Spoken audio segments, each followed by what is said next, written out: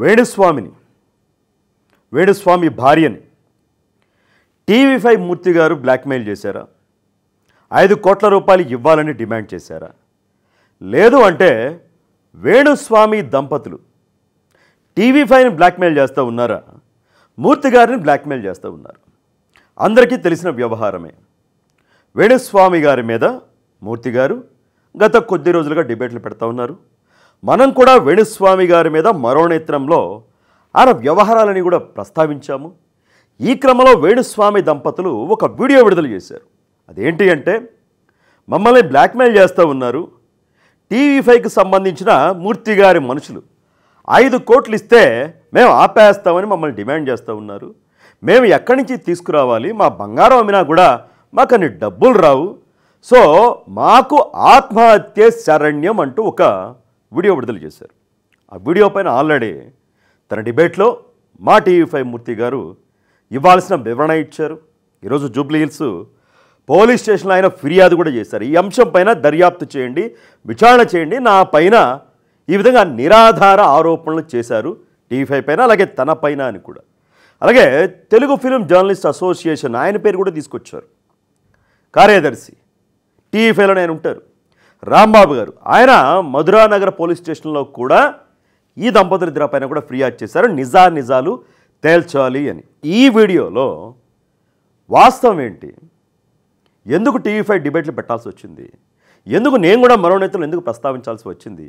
చిలికి గాలిగబానగా మారి ఎక్కడ దాకా ఎందుకు వచ్చింది? ఒక్కసారి విశ్లేషించుకుంటే మీరు అనొచ్చు, ఏమంటే మీరు కూడా టీవీ5 కదా, మూర్తి గారు మీ మనిషే కదా, మీరు వెనకేసుకుని వస్తారేమో ఉండొచ్చు కొంతమందికి డౌట్లు. వెనకేసుకు రావడం కాదు, ఖచ్చితంగా వాస్తవాలు మాట్లాడుకోవాలి. వాస్తవాలు కాకపోతే నేను చెప్పేది మీ ఇష్టం, మీరు ఎన్ని బూతులను తిట్టేసుకోండి మీ కామెంట్ల ద్వారా. ఫస్ట్ అక్కడ ఇది రాజుకుంది. శోభిత నాగచైతన్య వాళ్ళ ఎంగేజ్మెంట్, శుభమాన ఎంగేజ్మెంట్ జరుగుతూ ఉంటాయి. ఆ ఎంగేజ్మెంట్ జరిగిన కొన్ని గంటల్లోనే ఆయన ఒక బోర్డు పెట్టేసుకుని కెమెరా ముందుకు వచ్చేసి వీళ్ళిద్దరూ 2027లో విడిపోతారు, వీళ్ళకి పిల్లలు పుట్టే భాగ్యం కూడా లేదు, వీళ్ళు విడిపోవడానికి ఒక స్త్రీ కారణమవుతుంది అని చెప్పేసి వాళ్ళు అడగకుండానే జ్యోతిష్యం చెప్పేశారు. ఇదేదో అక్కినేని నాగార్జున గారిని, నాగచైతన్య గారిని వెనక్కేసుకుని నెత్తి మీద పెట్టుకోవడానికి మేము వీడియోలు చేయలే. అప్పటిదాకా వేణుస్వామిని చాలా వరకు మీడియా సంస్థలు కానీ, జర్నలిస్టులు కానీ, వెబ్సైట్లు కానీ, యూట్యూబ్ ఛానల్ కానీ ఒక విధంగా ప్రొజెక్ట్ చేశారు. ఇదిగో వేణుస్వామి సంచలన వీడియో, వేణుస్వామి వాళ్ళ జాతకం చెప్పారు, ఇది నిజమవుతుందా, గతంలో అక్కడ కూడా నిజమైంది అని ఒక పక్క మాత్రమే, ఒక షేడ్ మాత్రమే, ఒక వైపు మాత్రమే, ఒక కంటితో మాత్రమే వీళ్ళంతా చూశారు. ఆయన ఏదో పెద్ద ఆకాశం నుంచి దిగిపడిన జ్యోతిష్యుల్లాగా చిత్రీకరించే ప్రయత్నం చేశారు. ఫస్ట్ టైం టీవీ5 ఆ కోణం కాదు, ఇదిగో ఇటువైపు మరో కోణం కూడా ఉంది వేణుస్వామిది, ఇది తెలియాలి, ఇది సమాజానికి తెలియాలి. ఆయన నమ్మి లక్షలాది రూపాయలు ఖర్చు పెట్టుకున్న వాళ్ళకి తెలియాలి. ఆయన్ని నమ్మే సెలబ్రిటీలు యోని పూజలట, మద్యంతో పూజలట, మాంసంతో పూజలట, ఏంటి ఇదంతా కూడా. సో మరొక సైడ్ ఎక్స్పోజ్ చేయాలి, ఇది సమాజానికి ప్రమాదకరం, ఇలాంటి వ్యక్తిని చూసి మరికొంతమంది పుట్టుకొస్తారు అని టీవీ5 ఇనిషియేట్ తీసుకొని మరొక కోణాన్ని చూపించడం చేసింది. నేను స్వామి అని పిలవట్లే, ఇక్కడి నుంచి వేణు, మిస్టర్ వేణు, స్వామి కాదు అతను, వేణు, మిస్టర్ వేణు. ఆ వాణి గారి పైన కూడా ఒక విద్వాంసురాలిగా, వీణ విద్వాంసురాలిగా గౌరవం ఉంది.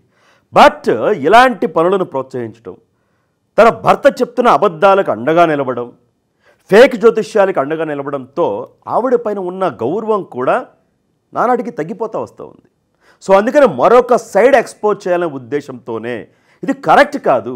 ఒకరి వ్యక్తిగత జీవితాలకు తొంగి చూడటం ఏంటి? శుభమా అంటే ఎవరైనా పెళ్లి చేసుకుంటూ ఉంటే ఎవరైనా వెళ్ళి ఆశీర్వదించి వస్తారు అక్షింతలేసి. అంతేగాని మీరు విడిపోవాలి అని శాపనార్థాలు జ్యోతిష్యాల పేరుతో ఎవరు చెప్పరు అని చెప్పడమే మా ఉద్దేశం.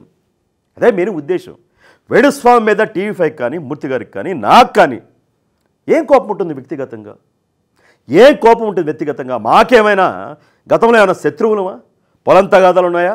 ఆస్తి తగాదాలు ఉన్నాయా? మరింకేమైనా ఉన్నాయంటే ఏమీ లేవు. సమాజహితం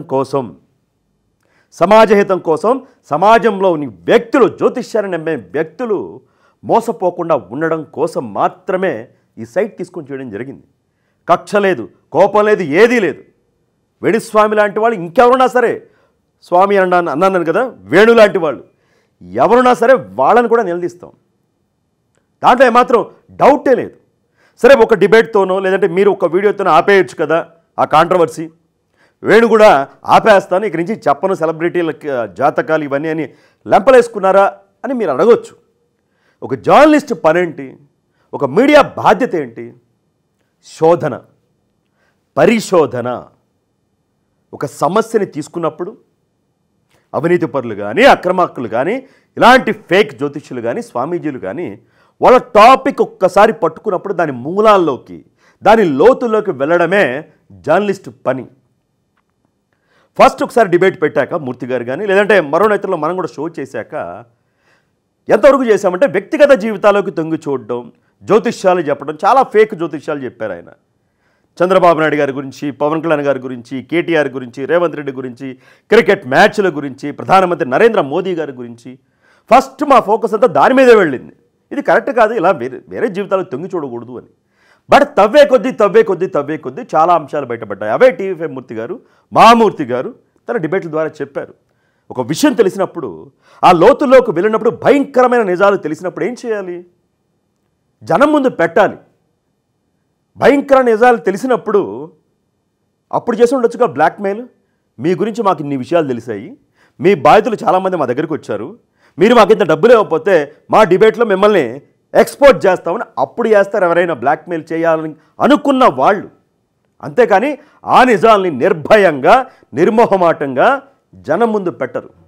సో మేము పెట్టాం. ఆయన చేస్తున్న పూజల వ్యవహారం ఏంటి? ఆయన బాధితులు వాళ్ళే ఫోన్ లైన్లోకి వచ్చారు మూర్తి గారి షోలో, బిగ్ న్యూస్లో. బాధితులే వచ్చి తమల్ని ఏ విధంగా ఆయన ఒక భార్యాభర్తలను అయితే నువ్వు విడాకులు ఇచ్చాయి, విడిపోతే నువ్వు కోటీశ్వరాలు అవుతావు అని చెప్పారంటే ఎలా అవుతారు? ఏంటి ఇవన్నీ కూడా? ఆయన నోటికి వస్తే ఏదది చెప్పి అదే జ్యోతిష్యం నమ్మించటం, ఒక విధంగా ఈ విధంగా బ్లాక్మెయిల్ చేయడం, మీరు విడిపోతారని అదని ఇదని బ్లాక్మెయిల్ చేసి వాళ్ళని రప్పించుకొని లక్షల రూపాయలు ముక్కు పిండి వసూలు చేసి ఆయన బాగా డెవలప్ అయ్యాడు. హ్యాపీగా ఆస్తులు సంపాదించుకున్నారు. విదేశీ టూర్లు వేస్తారు, పబ్బుల్లోకి వెళ్ళి డ్యాన్స్ వేస్తారు. ఏంటిది? మిమ్మల్ని చూసి నిజంగానే బ్రాహ్మణ సమాజం నిజంగా వాళ్ళు కూడా బాధపడుతూ ఉన్నారు. ఇదేంటిది, మన బ్రాహ్మణ కులంలో పుట్టిన వేణు ఏంటి ఇలాగా అని జ్యోతిష్యులు కూడా సిగ్గుపడుతూ ఉన్నారు. సో మరొక సైడ్ చీకడ కోణాన్ని మూర్తి గారు టీవీ5 ఎక్స్పోజ్ చేశారు, మనం కూడా చేయడం జరిగింది. సో దీన్ని బ్లాక్మెయిల్ అంటూ ఉన్నారు. 5 కోట్లట అడిగారట. ఆడియో అందరూ వినే ఉంటారు కదా. అమర్ అనే వ్యక్తి అట మూర్తి గారి తరపున వెళ్ళారట, ఎవరో మరొక లేడీ అట. పచ్చి వాస్తవం ఏంటంటే అమర్ అనే వ్యక్తే లేడు. క్యారెక్టర్ సృష్టించారు ఇద్దరు కూడా.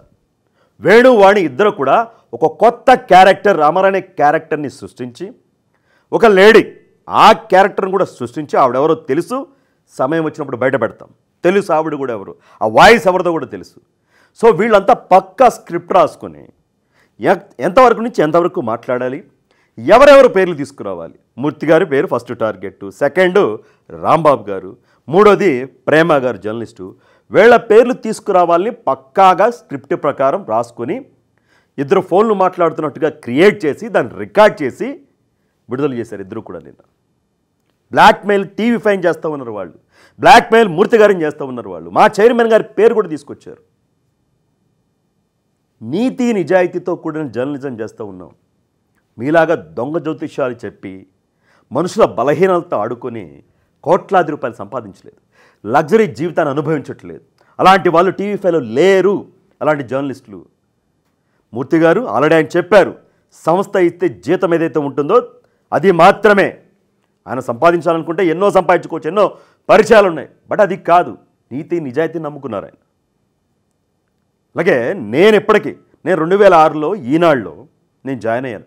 18 సంవత్సరాల జర్నలిజం కెరీర్ నాది. 18 సంవత్సరాలు, చాలా చిన్న వయసులో ఈనాడులో జాయిన్ అయ్యాను. ఇప్పటికీ 2014లో ఒక సెకండ్ హ్యాండ్ బైక్ కొనుక్కున్న పల్సర్. ఎప్పటికీ దాని మీద తిరుగుతా, ఎప్పటికీ అద్దెంట్లోనే ఉంటా. నా సంస్థ నాకు జీతం ఇస్తూ ఉంది నా కుటుంబానికి రావడానికి.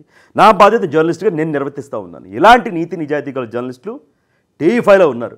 సో ఆకాశం మీద ఉమ్మేస్తే మన మీదే తిరిగి పడుతుంది. గుర్తుపెట్టుకోవాలి వేణు, ఆకాశం మీద ఉమ్మేస్తే తిరిగి నీ ముఖం మీదే పడుతుంది. టీవీ5 ఆకాశం, మూర్తి గారు ఆకాశం, ఇక్కడ పనిచేసిన మాలాంటి వాళ్ళందరూ కూడా ఆకాశం, మా చైర్మన్ గారు ఆకాశం. దయచేసి ఉమ్మేయడానికి ప్రయత్నించకండి. మీరు ఒక వీడియో విడుదల చేస్తారు మీ ఇన్స్టా అకౌంట్లోనే, దానికి కొంతమంది ఓకే ఫార్వర్డ్ చేశారు, అప్లోడ్ చేశారు. ఒకసారి వెళ్ళి కామెంట్స్ చదువుకోండి. ఒక్కసారి వెళ్ళి చదువుకోండి. ఒక్కరైనా మీ గురించి పాజిటివ్గా మాట్లాడుతూ ఉన్నారా? ఒక్కరైనా టీవీ5 5 కోట్లు డిమాండ్ చేసిందంటే ఒక్కరైనా నమ్ముతున్నారా? నమ్మరు. ఎందుకంటే టీవీ5 నీతి నిజాయితీ, టీవీ5 ధైర్యం ఏంటో అందరికీ తెలుసు.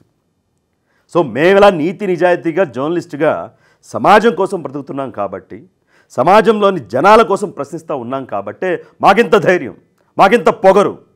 నీతి నిజాయితీకి ఉన్న ధైర్యం, పొగరు అది. ఇలా ఫేక్ ఆడియోలు క్రియేట్ చేసి ఇద్దరు కూడా కెమెరా ముందు చక్కగా బాగా నటించారు. ఇద్దరు కూడా సినిమాలో ప్రయత్నించాల్సింది. సినిమాల్లో ఆత్మహత్య శరణ్యమట. ఎందుకు ఆత్మహత్య చేసుకోవాలి? ఎందుకు చేసుకోవాలి?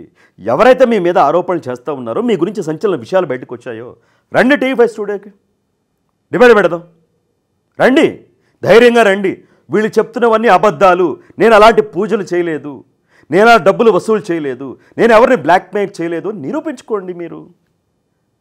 ఇది స్ట్రాటజీ ఒకటి ఫాలో అవుతూ ఉన్నారు. ఇంతకుముందు ఒక పార్టీ ఫాలో అయ్యేది. బకెట్ బురద చల్లేయడం ముందు వాళ్ళే తుడుచుకుంటారులే, గుడ్డ కాసి నెత్తినేసేయడం వాళ్ళే ఆర్పుకుంటారులే. ఈ స్ట్రాటజీ ఫాలో అయ్యారు. వేణుస్వామికి సంబంధించిన అంశాలు, స్వామి కాదు వేణుకు సంబంధించిన అంశాలు మరిన్ని బయటికి రాకుండా మా గొంతు నొక్కాలని ఒక ప్రయత్నం. ఇలా ఆత్మహత్య అది ఇది మమ్మల్ని 5 కోట్లు డిమాండ్ చేశారంటే ఇక వీళ్ళు ఆపేస్తారు. ఆపరు. ఇంకా మీ గురించి చాలామంది బాధితులు టీవీ5కి క్యూ కడుతూ ఉన్నారు.